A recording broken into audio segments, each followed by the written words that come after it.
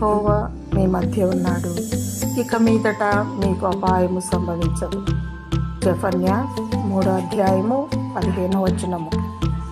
ఎక్కడైతే 2-3 ఉంటారో అక్కడ వారి మధ్యలో నేను ఉంటాను అని అన్నాడు దేవుడు. మన హృదయంలో కూడా దేవుడు నివసిస్తాడు. పరిశుద్ధత, నీతి, పవిత్రత, యథార్థత, మంచి మనసు, త్యాగ జీవితాన్ని ఆయన కోరుకుంటాడు.